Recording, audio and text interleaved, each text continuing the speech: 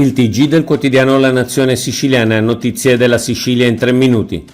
Una SAC di botte nel centrodestra. Nel centrodestra siciliano si è aperta una guerra che minaccia di compromettere la solidità del governo Schifani. Il motivo dei pesanti scontri è il giudizio sulle responsabilità della SAC, società di gestione dell'aeroporto di Catania.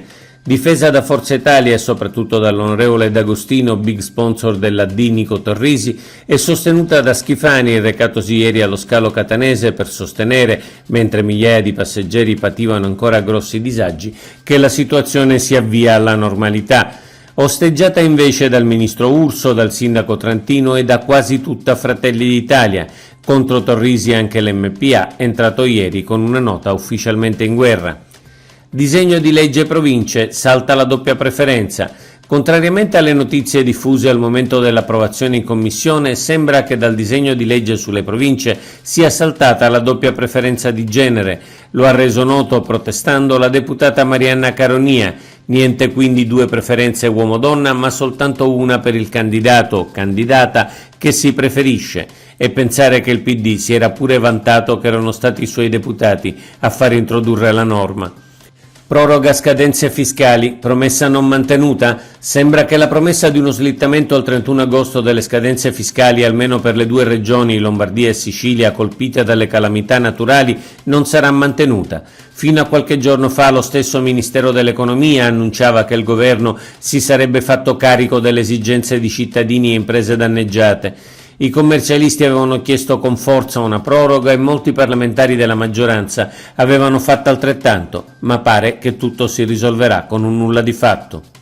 Schifani conferma 2 termovalorizzatori. Il presidente Schifani in un'intervista alla Sicilia annuncia che entro l'anno verrà pubblicato il bando per 2 termovalorizzatori in Sicilia e fa sapere che con una norma di una legge nazionale in materia sarà investito dagli stessi poteri speciali dati per Roma al sindaco Gualtieri.